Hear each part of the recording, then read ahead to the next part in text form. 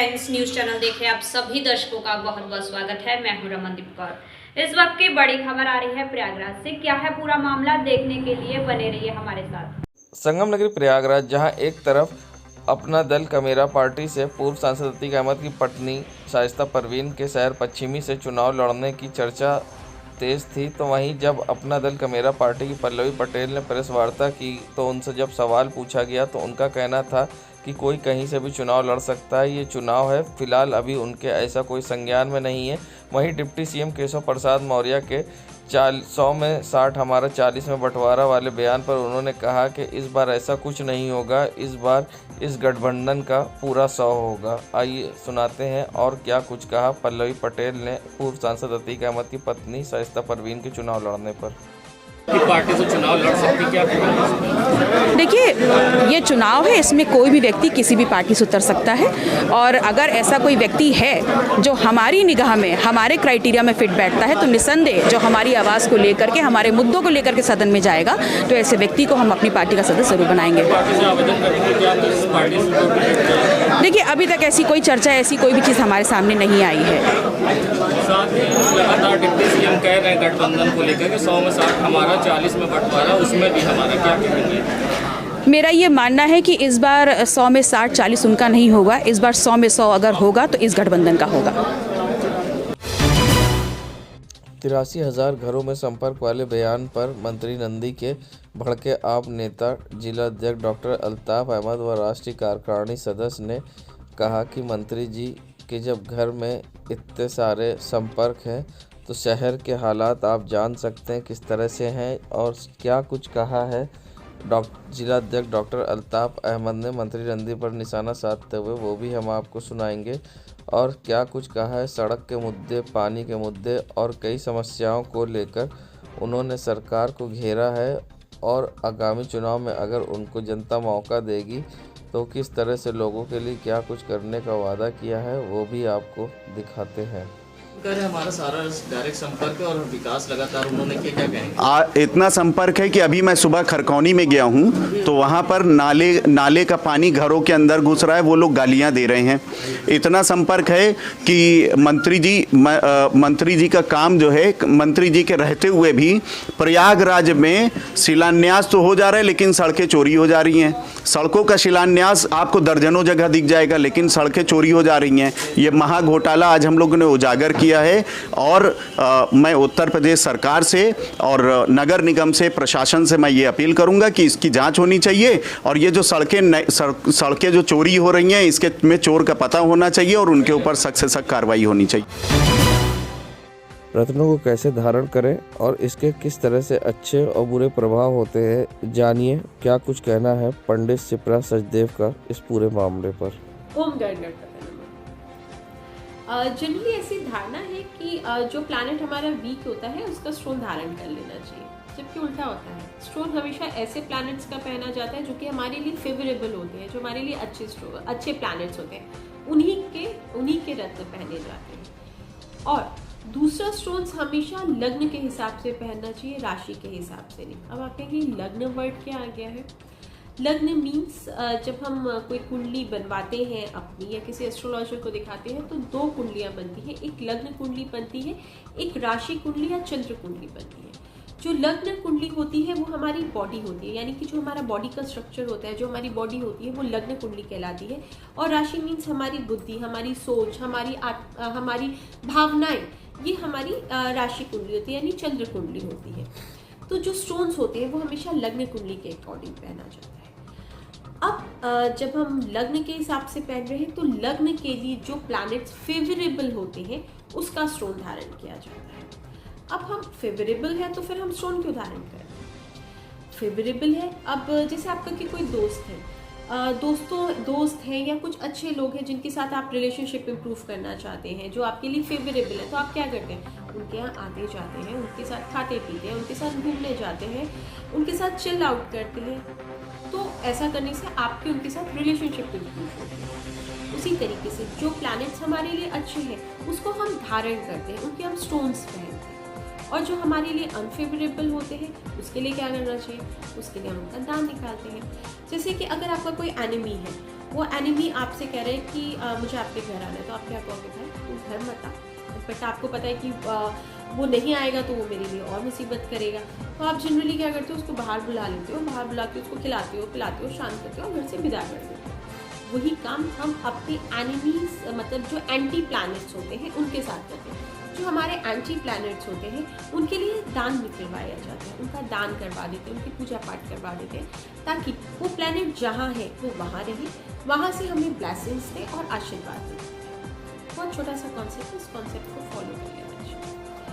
अब जनरल एक और हमारी धारणा है कि जो मोती होता है ना वो कोई भी धारण कर सकता है। जिसको गुस्सा आता है उसको धारण कर लेना चाहिए, कोई बच्चा चिड़चिड़ा होता है उसको धारण कर लेना चाहिए। और जनरली लोग अपने बच्चों को तो धारण करा देते हैं, बहुत गुस्सा करता है, बहुत आर्ग्यूमेंट करता है, इसको तो मोती धारण करा दो। या जब बच्चा पैदा होता है तब भी जनरली लोग उसके गले में एक छोटा सा मोती और मूंगा धारण करा देते हैं कि इससे ना बच्चे की हेल्थ अच्छी रहेगी। ऐसा नहीं है। मोती का भी अपने साइड इफ़ेक्ट होते हैं, क्योंकि जो मोती होता है वो चंद्रमा का कारकेश होता है, और चंद्रमा हमारे मन का कारकेश है, हमारी बुद्धि का कारकेश है, हमारी मूड का कारकेश है। तो कुछ लग्नों के लिए तो वो अच्छा रिजल्ट देता है, परंतु कुछ लग्नों के लिए वो अच्छा नहीं होता, वो मार्केश का कार्य भी करता है। जो सूर्य और चंद्रमा होते हैं वो जनरली मारक तुल्य कष्ट तो देते हैं, पर मार्केश डायरेक्टली नहीं होते। मतलब उनकी दशा अंतरदशा में अगर उनका एंटी प्लैनेट है तो उस ड्यूरेशन में वो मृत्यु तुल्य कष्ट तो देंगे पर मृत्यु नहीं देते हैं। 90% केसेस की बात कर रही हूँ। तो ऐसे केसेस के लिए हमेशा मोती भी ये जान के कि आपका लग्न कौन सा है उसमें धारण करना नहीं चाहिए, करना चाहिए नहीं करना चाहिए, चंद्रमा कौन से हाउस में बैठा है, ये सब जानने के बाद ही मोती को धारण करना चाहिए। मोती को भी कभी भी ऐसे ही किसी गुस्सा आ रहा है, बच्चा चिड़चिड़ा हो रहा है, आर्ग्यूमेंट कर रहा है, धारण कर लेते हैं, नहीं करना चाहिए। उसके अपने साइड इफ़ेक्ट्स होते हैं। तो अभी फ़िलहाल हम बात कर रहे थे कि नीलम धारण करने से क्या होता है। तो नीलम पहन लेने से सिर्फ अच्छा हो जाएगा या बुरा हो जाएगा ज़रूरी नहीं होगा। वो कहाँ पे इम्पैक्ट डाल रही है, कैसा इम्पैक्ट डाल रही है, या उसको 5 दिन सिर के नीचे रख लेंगे तो आपको पता चल जाएगा कि नीलम सूट किया, या 5 दिन हमने बांध के टहल लिया तो हमें पता चल जाएगा कि वो सूट किया। ऐसा नहीं होता। हर चीज़ का एक टाइम, रिजल्ट आने में टाइम लगता है। 2 से 3 महीना 4 महीना उस स्टोन का रिजल्ट आने में लगता है। तो हमें पेशेंटली उसके लिए वेट करना चाहिए, प्रो एंड कॉन से समझने चाहिए, किसी अच्छे एस्ट्रोलॉजर या एक अच्छे जानकार से समझ के ही स्टोन धारण करने चाहिए या पूजा पाठ करना चाहिए, क्योंकि हर चीज़ के प्रो और कॉन्सेस होते हैं। आशा करती हूँ ऊपर वाले की कृपा दृष्टि आप पे बरसे। इन्हीं शुभकामनाओं के साथ मैं पंडित शिप्रा सदैव आपसे विदा लेती हूँ। ओम नमः शिवाय, शिव जी सदा सहाय, जय माता।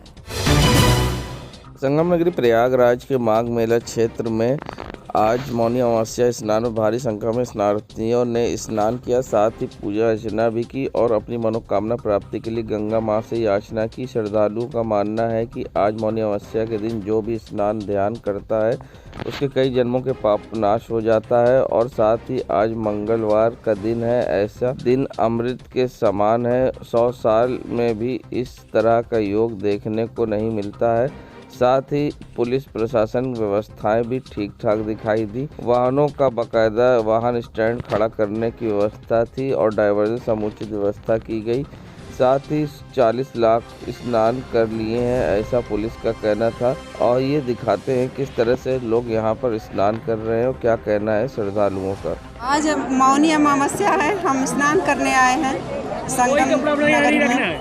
क्या महत्व होता है? नहीं रख पाएंगे। ये माघ मास का सबसे बड़ा त्योहार होता है और हम सभी लोग ही चाहते हैं कि आज गंगा स्नान करें, इसलिए हम लोग आए हैं गंगा स्नान करने। हम गाजीपुर के रहने वाले हैं। नाम बताइए। प्रेम कुमारी पांडे। आज का महत्व है कि मौनी अमावस्या आज सदियों से आ रहा है। हमारे शास्त्र के अनुसार मौनी अमावस्या का बहुत बड़ा महत्व है। इसमें जो स्नान करता है उसका कई पीढ़ियों का पाप जो है नाश हो जाता है। इसमें मौनी अमावस्या इसी को कहा जाता है। बहुत बड़ा धर्म है ये मानव का। स्नान करना चाहिए। आज स्नान क्या महत्व है, सभी को स्नान करना चाहिए, चाहे जो भी हो, कहीं से आए हो, उनका आज बहुत महत्व है। कहीं भी स्नान कर सकते हैं। यहाँ के प्रयाग का तो महत्व बहुत विशेष है, लेकिन जो प्राणी जहाँ है वहीं इसका स्नान करके लाभ उठावे। विष्णुचित स्वामी, राधा कृष्ण वेणुगोपाल मंदिर। संगम नगरी प्रयागराज में जहां मौनी अमावस्या पर लाखों की भीड़ आने का प्रशासन द्वारा दावा किया जा रहा है, तो वहीं किस तरह से व्यवस्थाएं मौनी अमावस्या पर उनकी श्रद्धालुओं की सुरक्षा के लिए क्या कुछ कहा है मेला एसपी राजीव नारायण मिश्र ने, आइए सुनाते हैं आपको। क्या अनुमानित भीड़ है? आज जो है वो मौनी अमावस्या का मुख्य स्नान पर्व है और लाखों लाख की संख्या में श्रद्धालु प्रातःकाल से स्नान कर रहे हैं। अभी तक जो अनुमान है वो लगभग 40 लाख से अधिक श्रद्धालु स्नान संगम के विभिन्न स्नान घाटों पर स्नान कर चुके हैं और लगातार जो है वो बड़ी संख्या में आप देख रहे हैं कि तांता नहीं टूट रहा है। श्रद्धालु लगातार आ रहे हैं और विभिन्न स्नान घाटों पर स्नान कर रहे हैं। इन सबके श्रद्धालुओं के लिए एक वृहद सुरक्षा योजना तैयार की गई है। इनके आवागमन के मार्ग निर्धारित किए गए हैं, पार्किंग की व्यवस्थाएं सुनिश्चित की गई हैं। जब ये संगम में डुबकी लगाएं तो इनको सुरक्षित स्नान देने के लिए डीप वाटर बैरिकेडिंग की व्यवस्थाएं की गई हैं। रिवर लाइन स्थापित की गई है। फ्लड कंपनीज़ के जवान नियुक्त किए गए हैं। फ्लड कंपनीज़ के जवान सारे बोट्स पर रिवर लाइन के साथ साथ नियुक्त हैं। ये सारे कुशल तैराक हैं। इसके अलावा प्रशिक्षित गोताखोरों की नियुक्त की गई है। CCTV के माध्यम से ICCC में हम लोग 24/7 लगभग 200 से अधिक कैमरों के माध्यम से मेले के चप्पे चप्पे पे नज़र रख रहे हैं। ड्रोन कैमरों का सहयोग ले रहे हैं। पुलिस की विभिन्न इकाइयाँ जिसमें कि हमारी जल पुलिस है, यातायात पुलिस है, नागरिक पुलिस है, PAC के जवान हैं, SDRF की टीम है, ATS के कमांडोज हैं, इंटेलिजेंस की टीम है, क्राइम की टीम है, ये सारी टीमें सक्रिय हैं। महिलाओं की सुरक्षा की विशेष व्यवस्थाएं की गई हैं। सादे में महिला कांस्टेबल्स की ड्यूटी लगाई गई है, यूनिफॉर्म्स में महिला कांस्टेबल्स की ड्यूटी लगाई गई है और लगातार पब्लिक एड्रेस सिस्टम के माध्यम से हम श्रद्धालुओं को संबोधित कर रहे हैं। उनसे अनुरोध कर रहे हैं कि जो हमारे निर्धारित स्नान घाट हैं उन पर जाकर ही स्नान करें। जो आने जाने के मार्ग निर्धारित हैं उन पर ही जाके उनका प्रयोग करके ही अपने गंतव्य को जाएं। नियत स्थानों पर पार्किंग करें। इस प्रकार सारी व्यवस्थाएं समुचित रूप से चल रही।